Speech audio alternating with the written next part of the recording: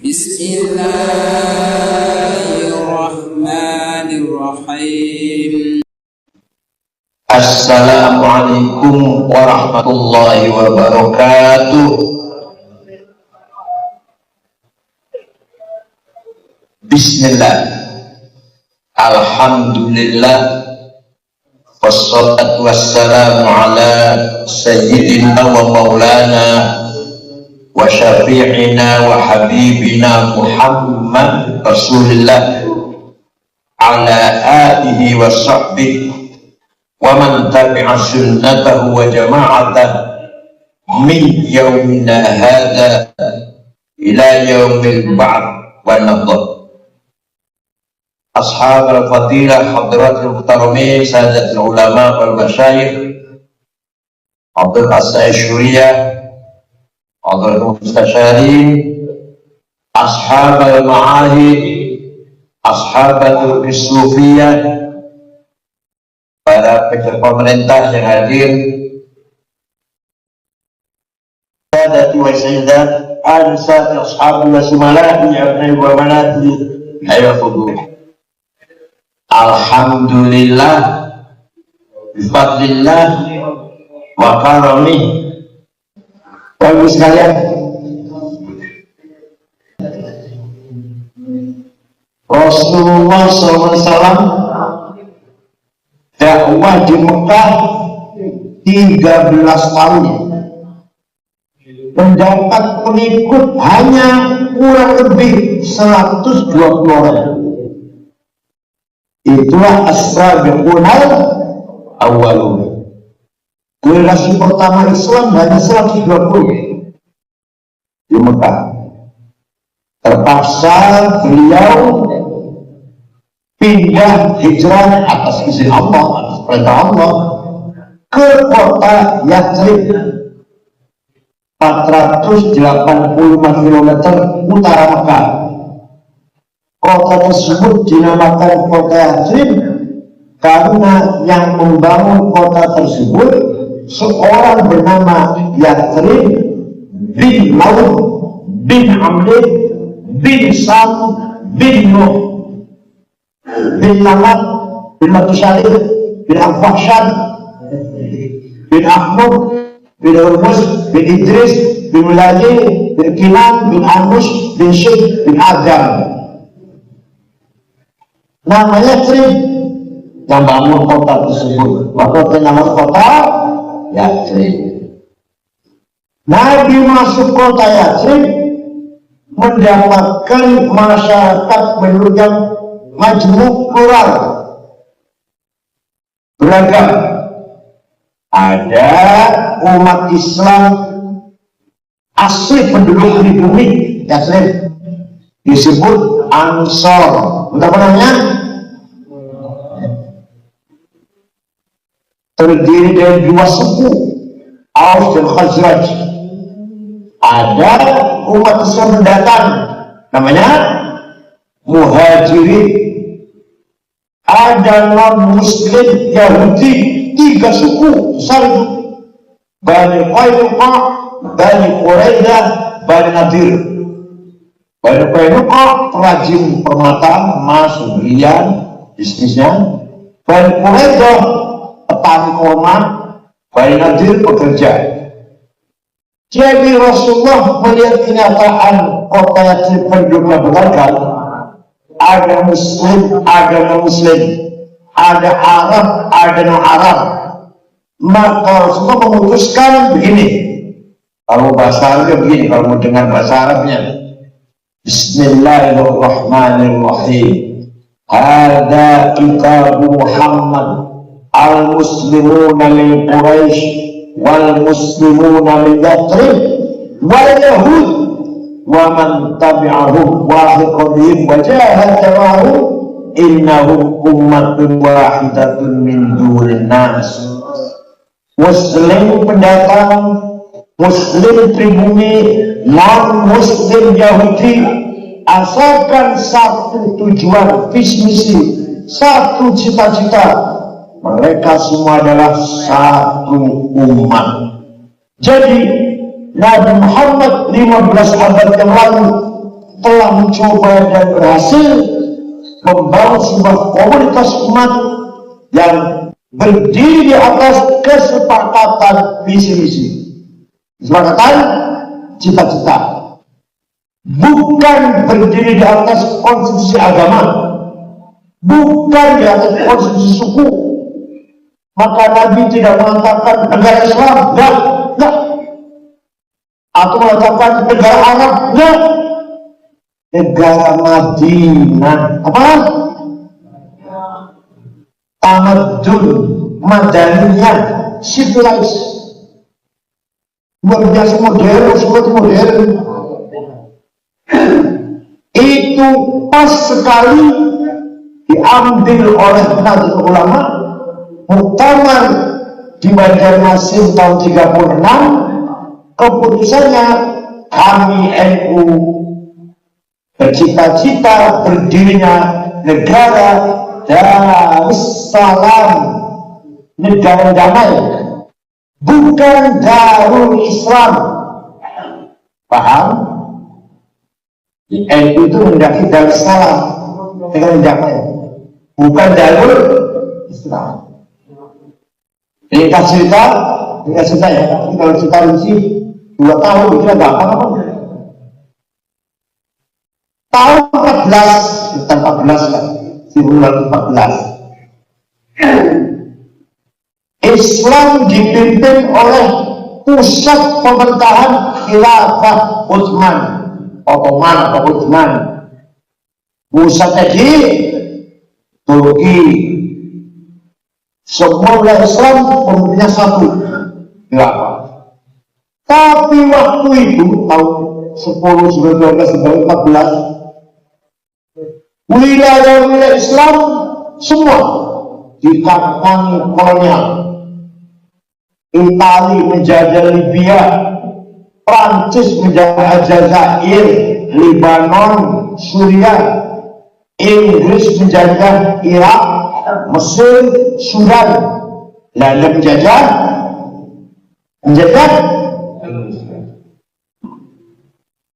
bergilah kolonialisme, imperialisme yang dirancang oleh 2 perdana menteri Prancis dan Inggris, namanya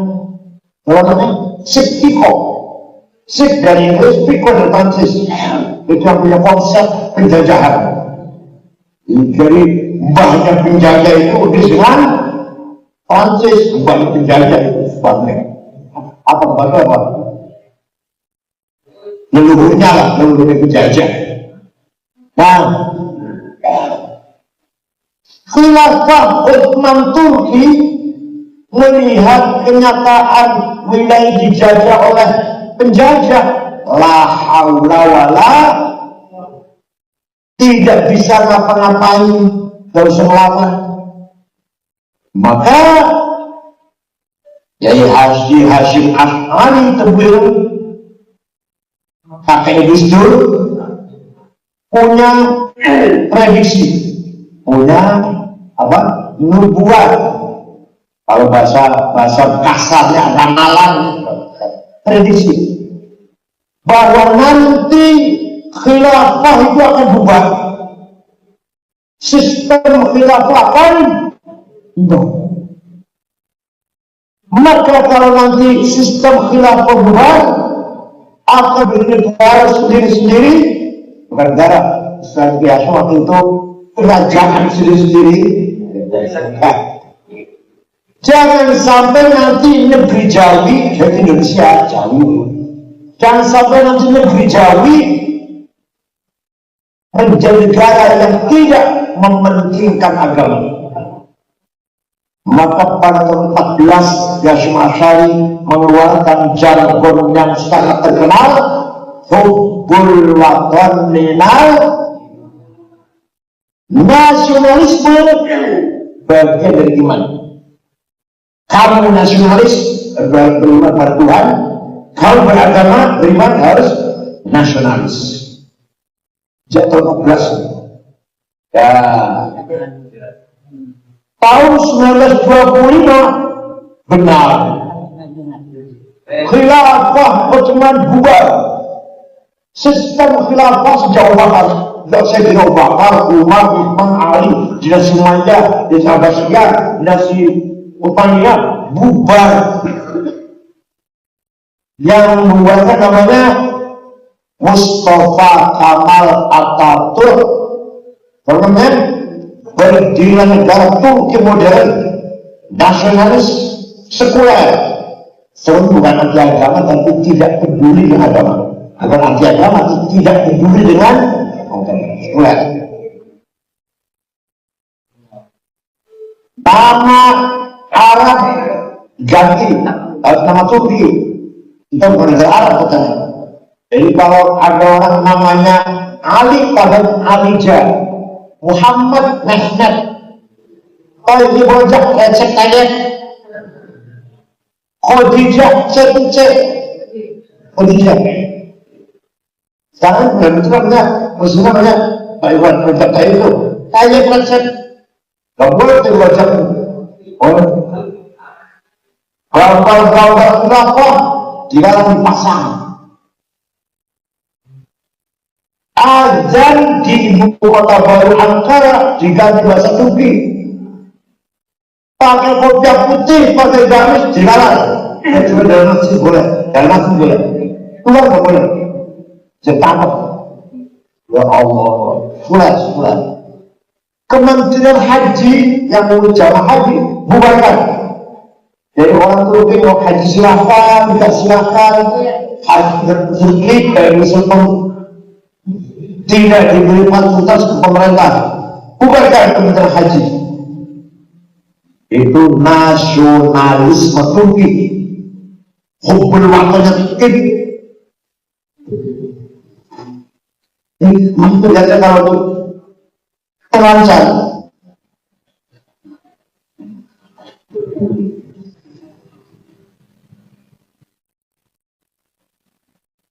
Ya.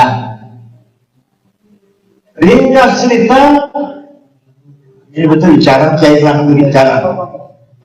Khilafah bubar umat Islam, tidak ada pemimpin. Seluruh wilayah Turki, umat Islam dijajah semuanya, tidak ada pemimpin. Maka pertama kali ada partai politik yang ingin melawan penjajah dengan semangat hubbul watan nasionalisme. Partai politik namanya Ba'ath di Suriah, di Damaskus. Pendirinya orang Kristen Ortodok, namanya Mitchell Aflaq. Yang penting merdeka Suriah, sebagai nasionalis, mau penjajah Prancis. Ya, Mitchell Aflaq sukses membangun partai politik Ba'ath, mendirikan pengkaderan pemuda seluruh Arab, Mesir, Muhammad Najib, Jamal Nasir, Suriah, Abdullah Qasim, Hafid Asad, Irak, Hasan Bakr, Saddam Hussein, Libya, Abdul Jalil, Muhammad Gaddafi, Sudan, Jafar Numeri, Tunis, Habibur Ghaibah, Aljazair, bin Bella, Syed bin Jadid, Harun Umadian. Ini yang disebut namanya ini. Pemimpin Arab nasionalis sekuler. Orang Arab yang tidak memiliki agama, tidak peduli dengan Jamal Nasir, Hafid Asad, Saddam Hussein, dan mereka nasionalis, lawan penjajah, itu aja prinsipnya.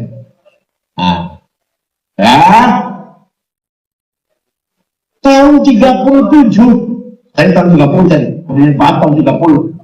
Tahun 37, umat Islam baru sadar, kita juga bangkit bikin partai politik. Maka tahun 37 lahirlah partai politik Islam, Ikhwanul Muslimun.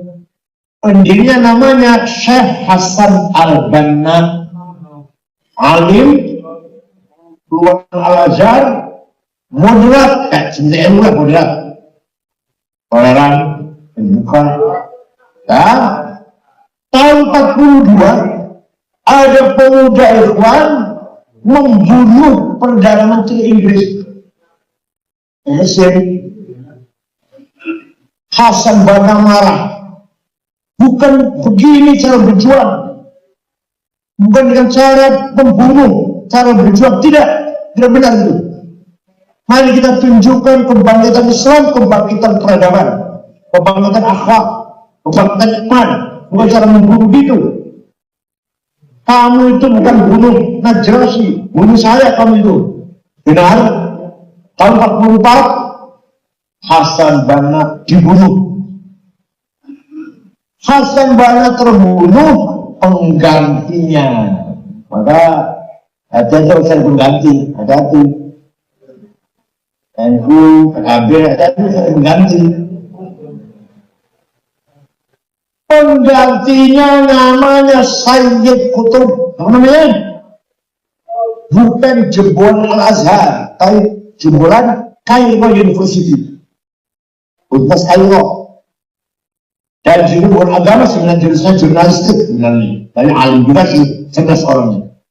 Begitu Ikhwan dipegang oleh Sayyid Qutb, beliau menulis buku panduan perjuangan Ikhwan. Namanya Ma'alim fit Thariq. Isinya petunjuk jalan kebenaran. Apa isinya? Ringkas saja, konvensi 3 bulan. Semua sistem politik yang datang dari luar Islam jahiliyah. Jadi jahiliyah menurut saya itu bukan primitif, bukan. Jahiliyah itu adalah sistem politik yang bukan Islam. Dari mata saya itu menolak konsep nasionalisme, konsep kapitalisme, konsep sosialisme, konsep komunisme, menolak dari Jainisme itu. Mari kita kembali ke sistem khilafah. Paham enggak? Ya, saya tahu kita netral. Padahal Nabi Muhammad tidak pernah menyebarkan negara Islam, tidak pernah mempertaruhkan negara Arab. Negara apa? Madinah, yang penduduknya Muslim, Arab, non-Arab, di mata hukum sama, hak kewajiban sama. Suatu hari ada sahabat bertengkar di masa dengan orang Yahudi, rupanya memuncak bertengkar, si Muslim ini suatu ini lempeleng Yahudi, lempeleng, mati. Rupanya punya apa? Punya bisa gelap ya bapaknya. Kemudian bisa sakit-sakit. Mati. Nabi marah besar mengatakan, man qatala dhimmin yang fa'ala fasmuhu yawmal qiyamah wa man qultu fasmuhu falam yashumma ra'ihatal jannah. Barang siapa membunuh non-muslim berhadapan dengan saya di hari kiamat nanti. Barang siapa berhadapan dengan saya, jangan harap masuk surga. Segitu Nabi Muhammad memprotek keamanan keselamatan non-muslim di kota Madinah. Paham tidak?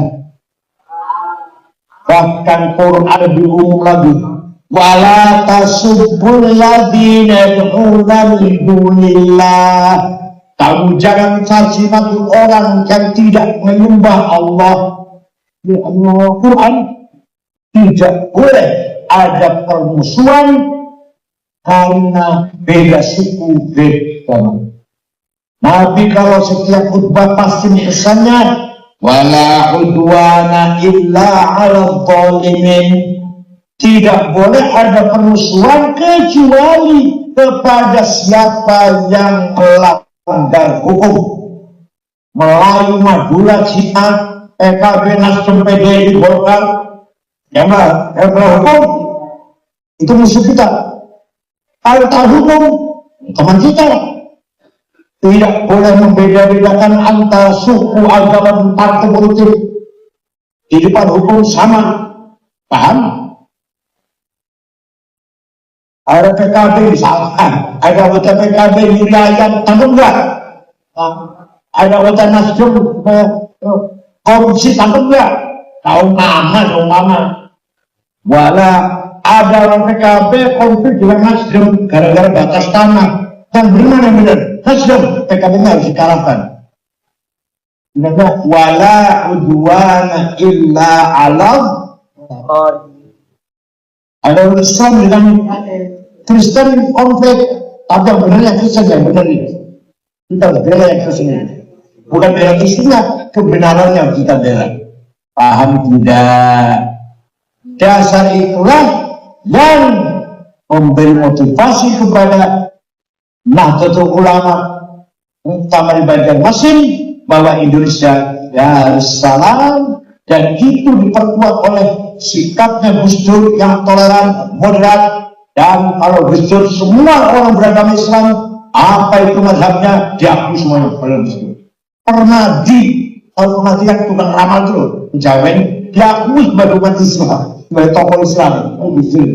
Nah, pendapat dari PKI, dasar negara, Undang-Undang 45 nomor 29 ada tambahan waktu itu dengan berkewajiban menjalankan syariat Islam bagi para pemeluk yang dari Indonesia Timur orang Kristen dan setuju.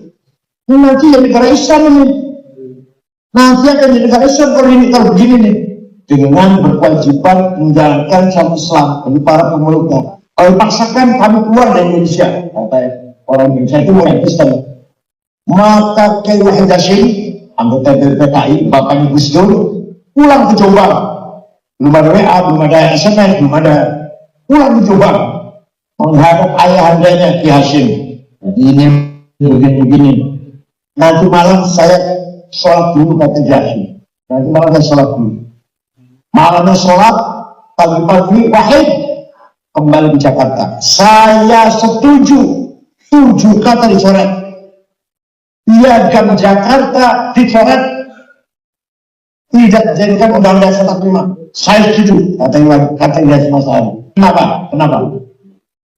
Indonesia baru merdeka. Yang penting kuat dulu, kuat bersatu dulu. Kalau sudah kuat bersatu, di atas negara yang bersatu itulah kita dakwah. Pesantren, masjid, madrasah, ceramah, istighosah, selawatan di atas negara yang kuat persatuannya. Kalau belum sudah Islam, perang saudara, belum sudah perang itu. Seperti Afghanistan dijaga Soviet, umat Islam bersatu lawan Soviet lari, kalah Soviet.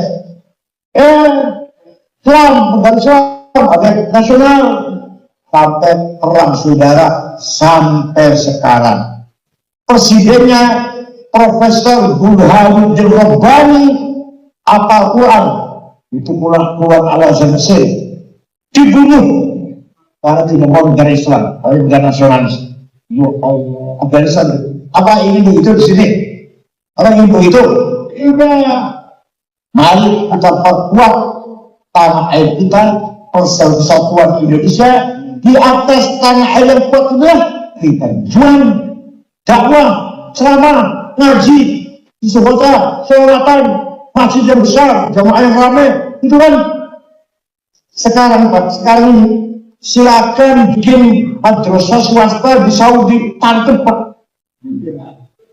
Negara Islam tuh, silakan bikin istighosah, sholawatan, 100 orang saja lapangan di halaman, tangkep itu. Di Masjidil Haram kalau ada pelajar bikin kita-kitaan kumpul tiap malam nanti dibubarkan. Kalau tiap malam bukan kalian enggak, kalau kumpul sebuah anak itu kita tahu polisi mana bocah dari sini ada apa yang di Saudi itu negara Islam di kita.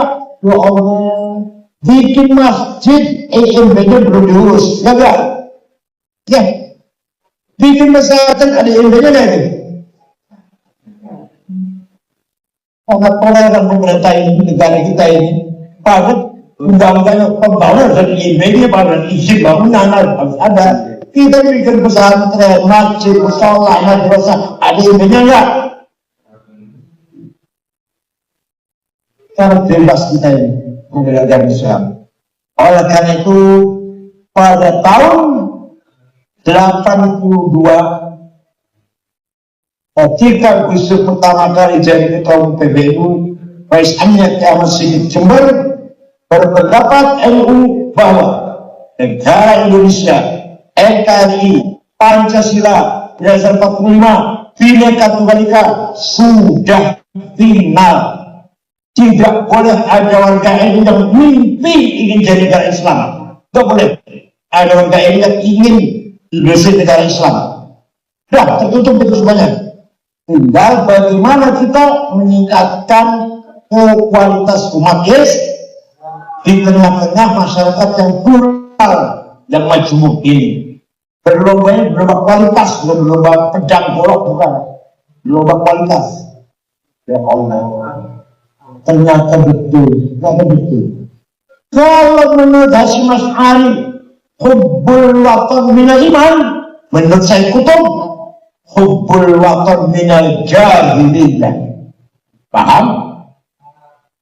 Menurut Ikhwan Muslimun, nasionalis bagian dari jahiliyah. Menurut Hasyim Asy'ari, nasionalis dari iman. Coba, bertambah itu. Bertambah banget. Nah, itulah hebatnya Kiai Hasyim Asy'ari. Seluruh dunia ini gak ada yang ngomong bukan iman. Lama di Timur Tengah. Dan Timur Tengah 13 tahun setengah. Ulang buah anak 4. Tidak ada ulama Timur Tengah mengatakan hubbul watan minal iman, gak ada. Maka kalau di Timur Tengah yang ulama bicara Islam saja, yang pemerintah bicara nasionalisme saja. Di kita Hasyim Asy'ari pahlawan nasional, ulama dan nasionalis. Putranya Wahid Hasyim pahlawan nasional, cucunya Abdul Wahid pahlawan nasional. Kiai Arifin pada Perdana Menteri waktu zaman Bung Karno, Kiai ulama dan pahlawan nasional. Kiai Asy Syamsul Arifin, Kiai Wahid Hasbullah, ulama dan nasional. Di Timur Tengah nggak ada Pak, ulama dan nasional nggak ada. Itu ini kehebatannya. Dan kira barang ringan ini Hasyim Asy'ari dengan ungkapan hubbul watan iman, kita mantap dalam bernegara. Jangan ragu. Kita hidup di negara nasional ini, bukan negara agama ya, yang berdasarkan Pancasila. Mantap tidak? Itu negara Islam kurang saudara terus. Irak sudah masih perang sampai sekarang. Suriah juga aman. Kita ini sudah antar suku, antar agama, kelompok harus satu bangsa, satu negara, satu bahasa. Paham? Kalau bersaing bukan bersaing otot, bersaing intelektual. Itu. Maka bisa berbicara apa saja. Agama bisa, politik bisa, sosial bisa, operasi ekonomi bisa, seni budaya bisa, siap.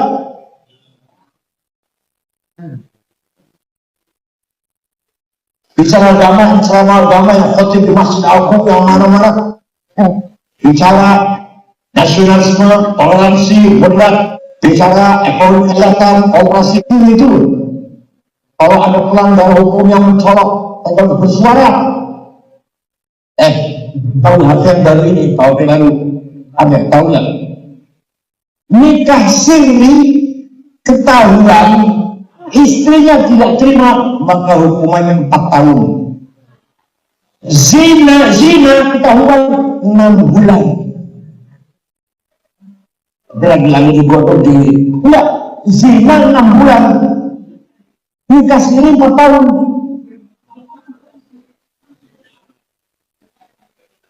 Kalau saya masih jadi ketua PBNU, saya tahu. Kalau saya jadi ketua PBNU, saya lawan. Saya tunggu jalan demo. Oh, ini kan jelas-jelas. Nanti orang awam bilang pilihan 6 bulan saja dari 4 tahun.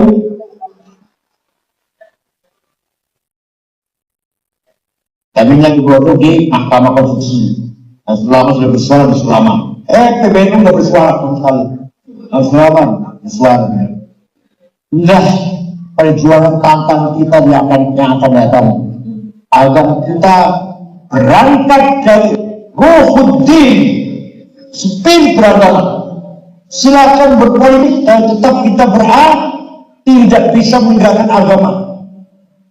Silakan berpolitik. PKB contohnya. Tapi perjuangan nomor satu perjuangan agama. Beragama bukan harga negara Islam bukan, tapi mengajak masyarakat agar beriman kepada Allah dan mengamalkan, bukan mempolitikkan, bukan mengamal syariat Islam, sholat itu amal-amal Islam, hukum Islam, bukan dijadikan konstitusi negara, tapi agama diamalkan dengan akhlakul karimah. PKB jujur, amanah, terbuka, gak ada yang di bawah meja, gak ada. Kalau di bawah kursi ya, gak ada.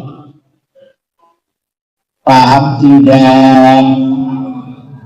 Nah, kita ini mempunyai punya as-salawatul ijtimaiyah, sosial kapital.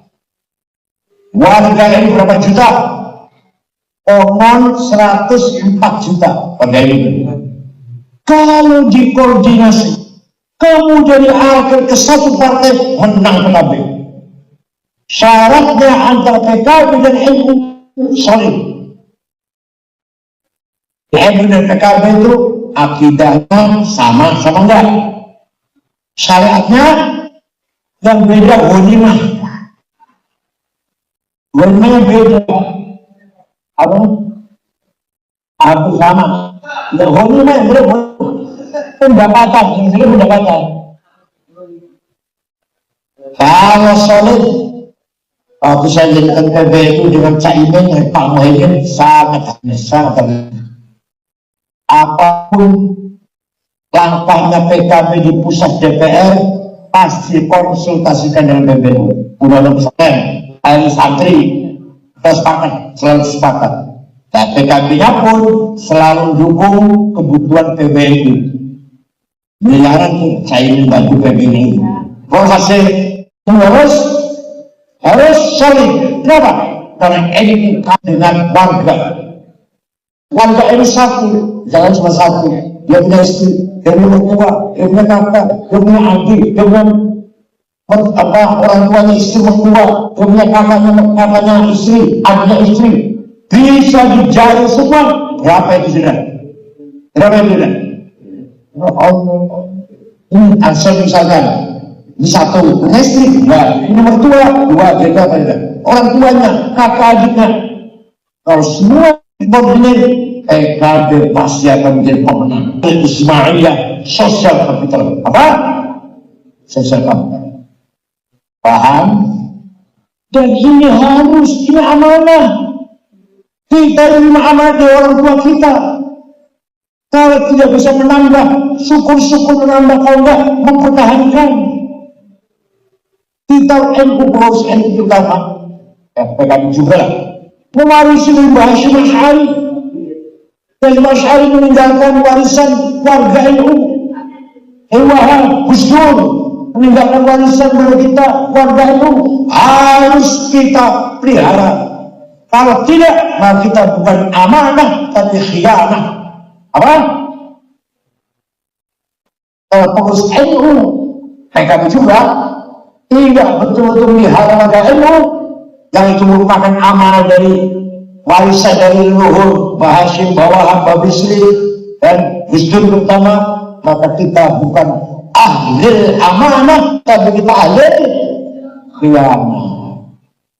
Lebih baik mundur. Yang tidak sanggup seperti itu mundur dari pos NU, mundur dari pos PKB. Kalau nggak mau memegang amanah, memelihara warga kita ini. Paham tidak?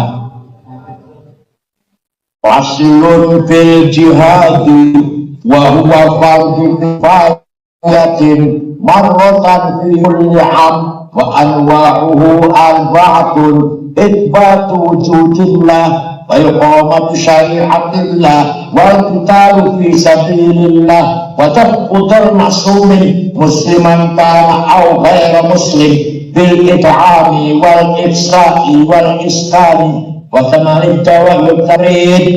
Kitab Fathul Mu'in dibaca sih, dibacanya. Kalau ada orang nggak senang Fathul Mu'in sudah nggak relevan, Fathul Mu'in sudah tidak relevan dengan zaman sekarang karena ini nggak bisa baca sulit mah. Artinya nih, kalau saya baca ini, pasal ini menjelaskan jihad hukumnya fardu kifayah, harus dilaksanakan 1 tahun sekali minimal 1 tahun sekali. Ada 4 macam. 1, itsbatu wujudillah. Jihad nomor 1 adalah mengajak masyarakat tentang beriman kepada Allah. Itu jihad nomor 1.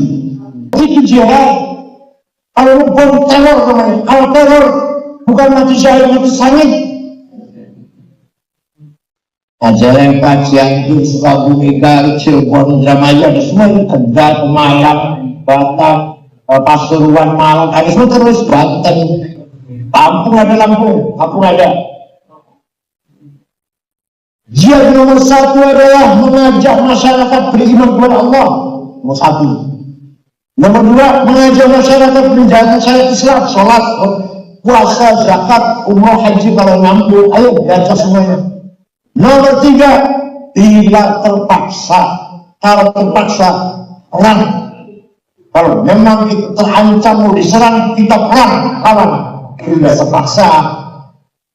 Yang keempat, yang penting, wajib mudharari maksumin musliman kana au ghaira muslim. Ini kita kuning ini, kita kuno. Apa artinya itu? Memberi perlindungan kepada masyarakat muslim atau non muslim asalkan orang itu maksum, orang baik-baik, bukan penjahat, bukan badan narkoba, bukan badan judi, bukan pembunuh, bukan perampok. Harus dilindungi. Muslim non muslim asal itu baik-baik, harus hidup tenang, aman, nyaman, tentram. Mewujudkan keamanan itu jihad fisabilillah. Mewujudkan keamanan muslim bagi muslim atau non muslim asal orang itu baik-baik, jihad fisabilillah. Paham tidak? Ini kata siapa? Kata kitab Fathul Mu'in. Apa? Karya Syekh Muhammad Zainuddin Al-Malabari. Bahasa sulit bahasa Arabnya. Nah, Bil'am, semua warga masyarakat harus kenyang, tidak boleh ada kelaparan. Kalau ada warga mati, orang baik, mati karena tidak makan, dosa semua. Nomor 1 gubernur, nomor 2 menteri PJ, nomor 3 Kapolda, nomor 14 ketua MU. 14 itu dosa semua. Jangan sampai orang mati karena tidak dosa itu. Dan makan baik. Karena kata program MBG ya. Jadi mana keracunan, mana di zaman begini. Keracunan kalau sekali, 2 kali, 3 kali nggak apa-apa, sekali, 2 kali, belum lah. Kalau berkali-kali, ya bukan kecelakaan, bukan. Jadi belum terlatih itu dalam hal tangan yang begini. Nah, wal iksa dan pakaian warga masyarakat muslim non muslim cukup pakaian. Apa orang Islam, orang laki-laki yang muslim, sholat harus pakaiannya suci. Tidak mungkin kalau selalu cuma satu. Dari pasar, karena itu, ke kuburan, karena itu, ke kecomberan, karena itu, termasuk masjid. Nah, di situ saya. Jadi orang Islam laki-laki harus punya sarung 7, baju 7, celana dalam 7, kaos dalam, kopiah, sendal, menjaga kesucian. Rasulullah SAW pernah melarang sahabat akan sholat berjamaah, dia harus makan bawang merah, bawang mentah. Bau sholat masih di rumah aja kamu. Bau, coba kamu segitunya. Nah, kalau ada Nabi Muhammad nggak tahu petai, nggak tahu petai, ya sholatnya petai.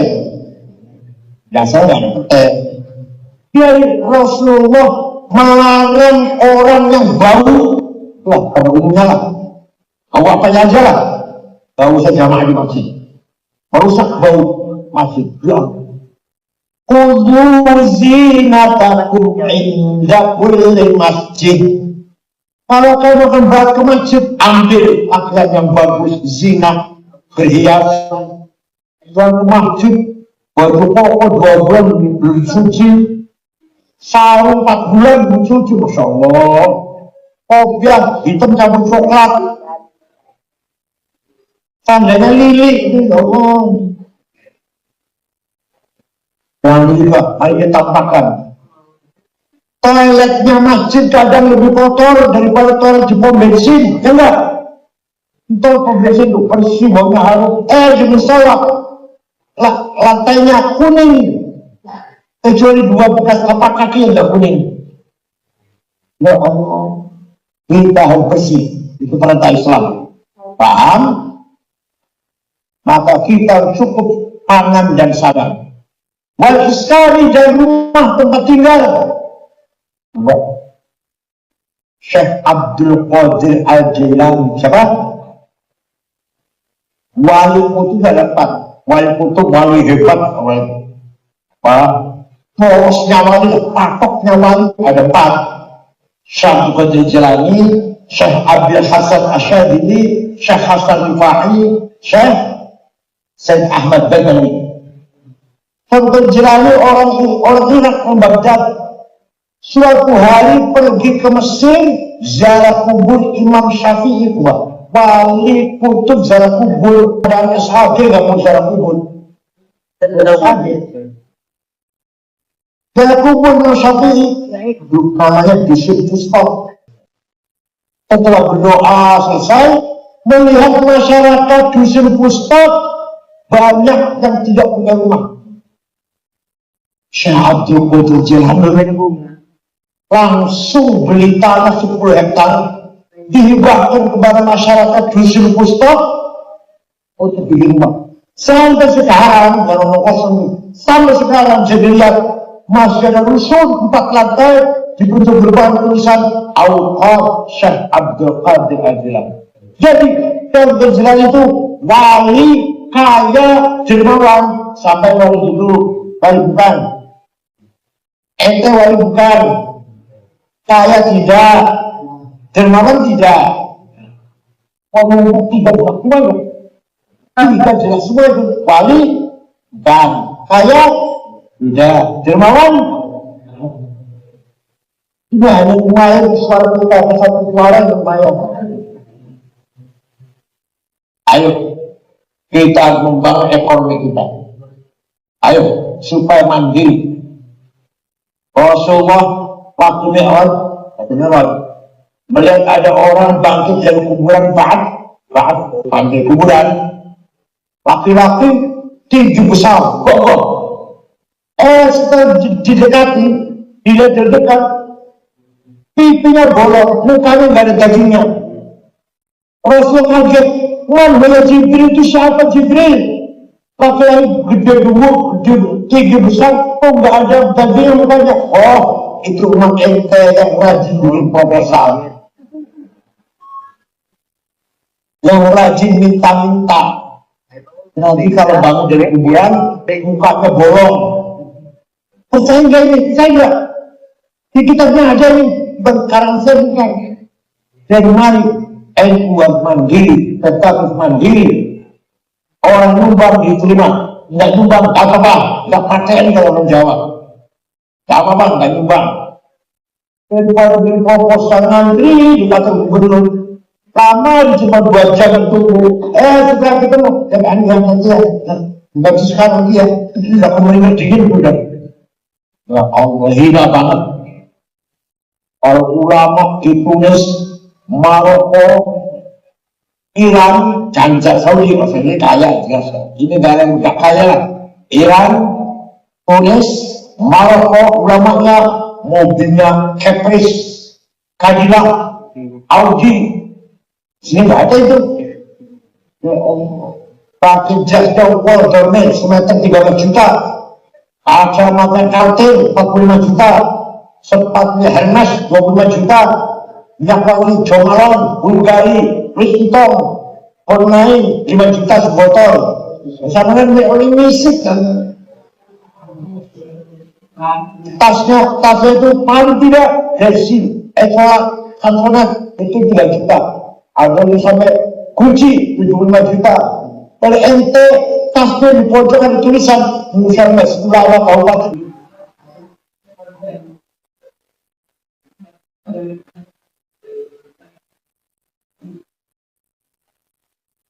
Jangan sampai kamu mati meninggalkan anak yang diapat larang. Upayakan, usahakan, perjuangkan. Kamu mati meninggalkan harta yang dinikmati oleh anak cucu ahli. Itu Quran. Jadi Quran memerintahkan kita harus kaya. Ayo, kaya itu wajib. Ayo, kaya itu. Kalau wajib kaya, melarat dosa. Kaya, melarat.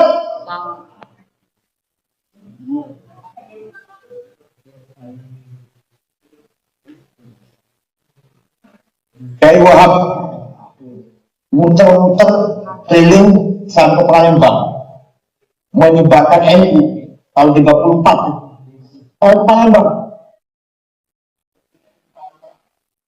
Kiai Kamil Soleh atau pengurus NU Palembang ke Banten, Menes Panjega Abdul Rahman, ke Bogor Ajingan Pagentongan Abdul Hamid dan Ibrahim di Bogor, ke Jakarta Betawi Guru Marzuki Cipinang, Cirebon Abbas Buntet, Semarang Ridwan, Lasem Maksum, Kudus Raden Asnawi Kudus, Cepu Yaksan, Lombok sama dua tahun 30-an itu. Jadi di Lombok ya Hasan Faisal, di Lombok itu Dewa muter-muter tanpa proposal, uangnya sendiri itu. Jadi waktu itu berjuang NU, ikram, wa amalan, wa malan. Pikirannya, tenaganya, duitnya juga. Jadi itu orang kaya. Kiai kaya lah, bukan kaya orang raja ya. Kiai yang kaya lah, pedagang. Di Surabaya rumahnya banyak. Walhasil perjuangan dan didukung dengan finansial, keuangan yang cukup. Kalau tidak, nanti akan hina diketahui oleh orang lain yang tidak senang kita. Paham tidak? Sekali lagi, NU harus kaya. Kaya itu wajib. Melarat itu dosa.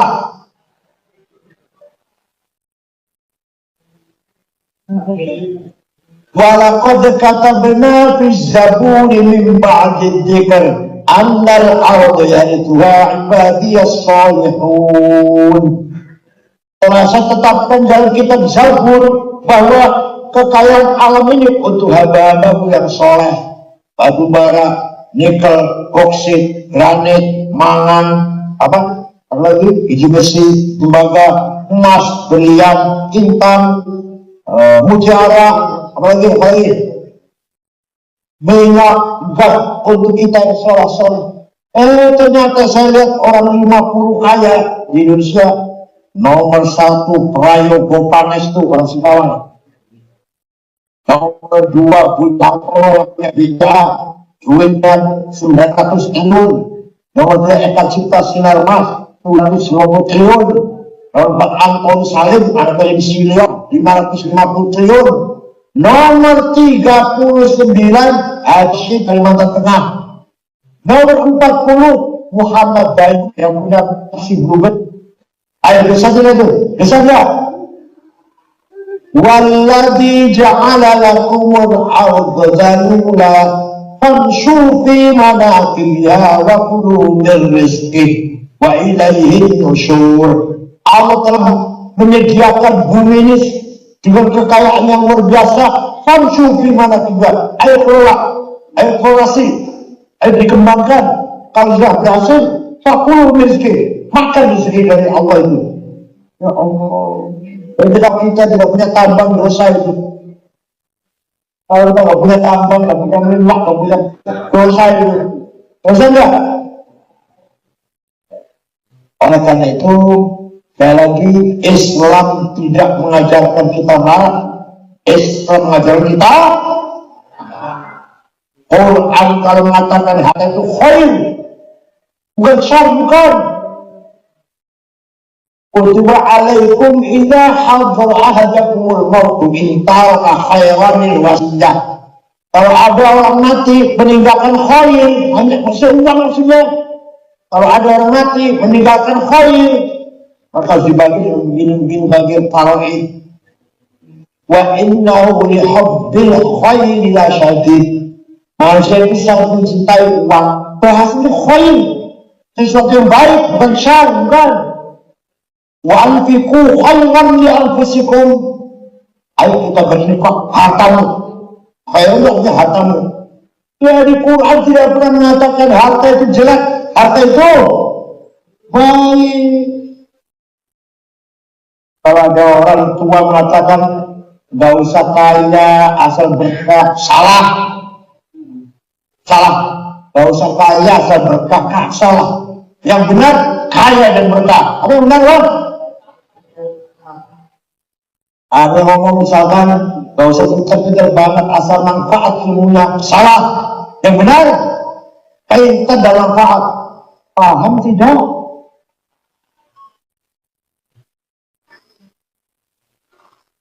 Gak usah menang asal selamat, salah. Yang benar menang dan selamat. PKB menang dan selamat. Paham tidak? Itu sebenarnya. Oleh karena itu hari ini kita tekankan pada semangat spirit nasionalisme, tapi kita tidak boleh lepas spirit agama. Nasionalisme kita ada ruh agama, tidak boleh sekuler. Dan silakan Anda aktif membela tanah air, nasionalis, tapi tetap harus membela agama. Hubbul watan minal. Ya, Syumah Syahir mengatakan tentang gini, Agustus merdeka, September, Oktober ada berita bahwa Inggris akan datang ke Indonesia, namanya pasukan Nika. Apa tujuannya? Akan mencari orang-orang Belanda yang ada di penjara, yang dipenjarakan Jepang. Banyak orang Belanda di penjara oleh Jepang. Setelah Jepang lari, merdeka, masih banyak di dalam tahanan orang Belanda. Maka Inggris datang ke sini akan mengambil mereka dari penjara dan membawa pulang. Itulah kira-kira. Nika, komandannya namanya Brigjen Malabi. Ternyata bawa senjata berat, bahkan jet tempur tiga senjata berat. Bung Karno, Jenderal Sudirman, Pak Hatta, ini bukan hanya untuk mencari orang Belanda di penjara, bukan. Ini akan menyerang kita ini. Merebut kemerdekaan Indonesia, diberikan ke Belanda lagi. Gimana? Kita lawan. Yang lawan siapa? Tentara. Tentara capek, baru istirahat kemarin. Baru 2 bulan istirahat. Jadi gimana? Dikeroyok oleh rakyat. Bahasanya intifadah. Apa bahasanya? Kalau perang senjata. Intifada kayak anak kecil Palestina itu. Ada tank baja Israel dapat batu, bata, kayu, itu namanya apa?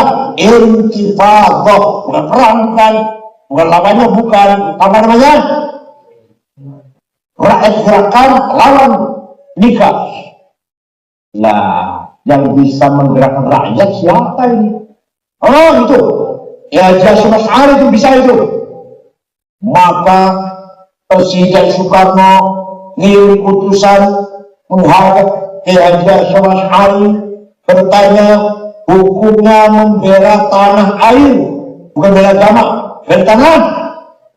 Ya Asy'ari mengumpulkan kiai-kiai sampai jumlah besar Surabaya Madura dan Kota Jombang tanggal 20 Oktober sampai tanggal 22 Oktober keluarlah keputusan Hasyim Asy'ari Rasul Jihad bahwa membela tanah air hukumnya fardhu ain, setiap orang wajib seperti sholat dan itu kifayah bukan fardu.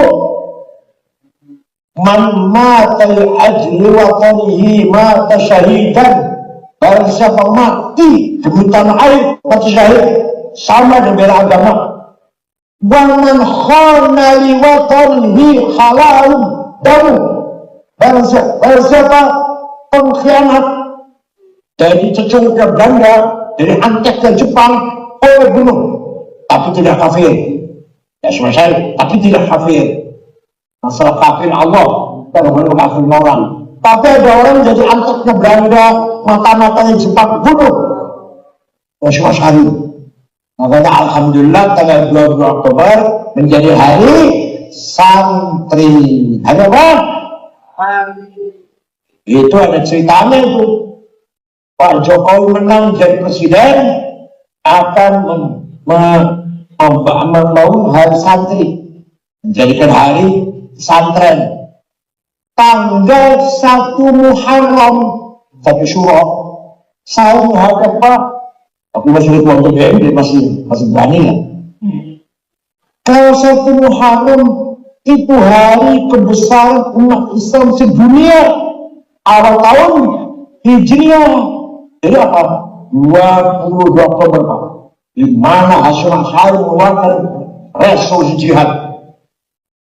Sekali diam aja, 2 kali saya tetap menghadap lagi, masih diam. 3 kali menghadap lagi saya masih. Kemudian perintah Menteri Agama Lukman Saifuddin agar mengumpulkan semua ormas Islam, mengumpulkan hotel Salak Bogor, semua ormas Islam, Wasliyah, PUI, Nahdlatul Wathon, Muhammadiyah, Al-Ittihad, atau Anwar. Narasumbernya saya, Profesor Azmadi Azra almarhum, Dr. Abdullah Syarwani, mantan dubes di Libanon, satu lagi di pesantren. Jam 2 diskusi mulai, jam 8 malam semua sepakat tanggal 22 Oktober hari santri. Ya Allah, Museum itu keringatnya saya tinggal saya lapor presiden, semua orang setuju Pak. Lalu ya udah, kalau ke pres keputusan hari santri tanggal 20 Oktober. Ayo kalau ke 2 Oktober kita ramaikan ya, itu hari kita, itu hari kemenangan kita. Apa? Artinya peranan kiai dan santri diakui dalam perjalanan sejarah bangsa Indonesia. Sebelum dari santri kalian enggak, kiai apa peranannya ini? Untuk apa andilnya di kebenaran ini? Setelah dari santri, orang semua tahu kiai pun berperan, santri pun berperan dalam membela tanah. Datang pasukan nikah, begitu datang, itu datang diproyek oleh masyarakat Surabaya, Pasuruan, Sidoarjo, Gresik, Mojokerto, Jombang. Hari pertama tanggal 10 November, Brigjen Malabi meledak mobilnya. Malabi mati, supirnya mati, ajudannya mati di Jembatan Merah, Surabaya. Yang masang bom bukan tentara, bukan. Yang masang bom santri Tebuireng namanya Harun. Saya harus jalan. Begitu masuk dong, dia lihat ingin seperti ingin tahu seperti apa hasilnya. Jika mercon, redak hampir, maka lari jauh selamat ya. Itu enggak, lihat tinggal mercon ya. Redak hampir. Ada santri naik ke atas hotel atau hotel Orient, kalau masih ada hotel itu, dengan terbaik di Surabaya. Merobek-robek bendera Belanda, mengibarkan merah putih, ditembaki dari bawah, bukannya nembak kurang latihan, bukannya nggak kena. Selamat turun, itu santri itu. Ya Allah, Kiai Abbas Buntet Cirebon bisa menjatuhkan pesawat pakai biji tasbih. Percaya silakan, ya nggak apa-apa. Pesawat datang mau ngumpul, biji tasbihnya dipatahkan satu biji, dilempar jatuh. Kiai Abbas Buntet Cirebon, hati-hati orang Cirebon, satu orang Cirebon itu datang lagi pesawat lempar satu biji tasbih jatuh. Ya Allah, itu Kiai Abbas Buntet Cirebon terkenal. Nah, kita akui, disinilah kita semuanya mengakui bagaimana kiai dan santri anti penjajah, anti Belanda, anti Jepang, non-cooperation.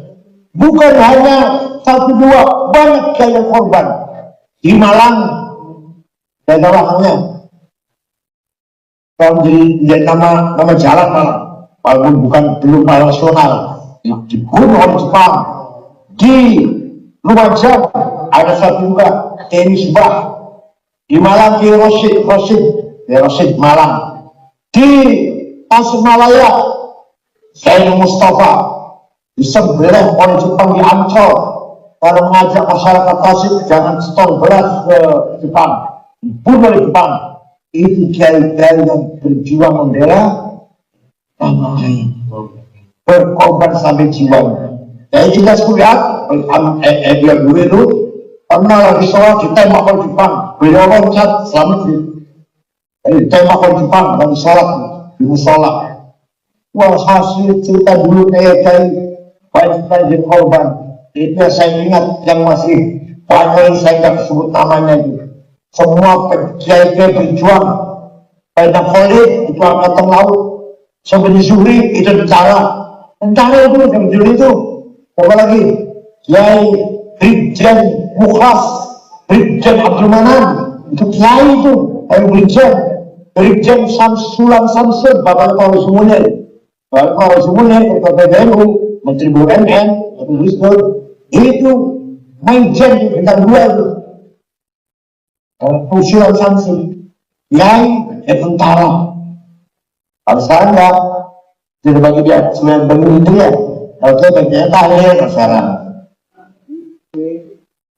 Oleh karena itu sekali lagi, NU harus bangga punya PKB, PKB harus hormat dengan NU.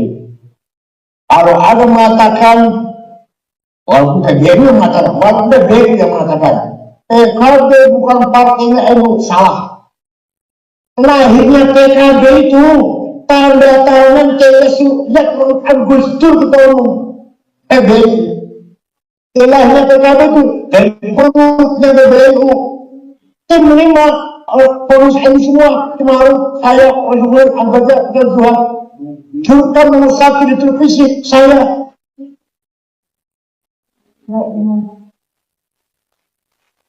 Kalau ada yang ngomong PKB bukan PBNU, salah dalam sejarah itu. Paham? Kamu hari ini waktu itu, Pak Muhyiddin, Pak Ali Maskur, itu tim asisten 9 orang. Saya terima yang bantu 9. Pak Muhyiddin itu asisten. Saya dapat terima kita ditanggung. Mudah-mudahan yang akan datang lebih berkualitas lagi PKB-nya. Perjuangkan agama, Al-Sunnah Jamaah, juga perjuangkan pertahanan kesatuan dan persatuan bangsa Indonesia. Dua-duanya wajib. Dua-duanya yang kesepundak PKB. Dua-duanya. Kami bukan hanya politik, tapi kami juga politik yang ideal, yang akan mempersatukan, mengikat persatuan masyarakat. Kepentingan pasti kepentingan ada. Tapi bukan hanya itu, juga partai akan mengayomi masyarakat, memberi pembelaan advokasi kepada masyarakat. Kalau ada masyarakat kecil punya kasus hukum tak bisa bayar pengacara, PKB belain. Ya, coba kita anak masuk. Ada orang kecil, ada kasus hukum, tidak mampu bayar pengacara, PKB belain. Siap? Ada madrasah ambruk, tentunya PKB ini. Walhasil kita semua harus solid antara NU dan PKB. Saya kira itu mudah-mudahan ada manfaatnya. Dari kebangsaan ini ada zaman Rasulullah SAW. Maka negara namanya Madinah, bukan negara Islam, bukan negara Arab, negara Madinah. Paham? Yang di dalam penduduknya Muslim non-Muslim, Arab non. Syukran wa tuntum fil khairi wal barakati wan najah wallahul maghfiratul thariq. Wassalamualaikum warahmatullahi wabarakatuh.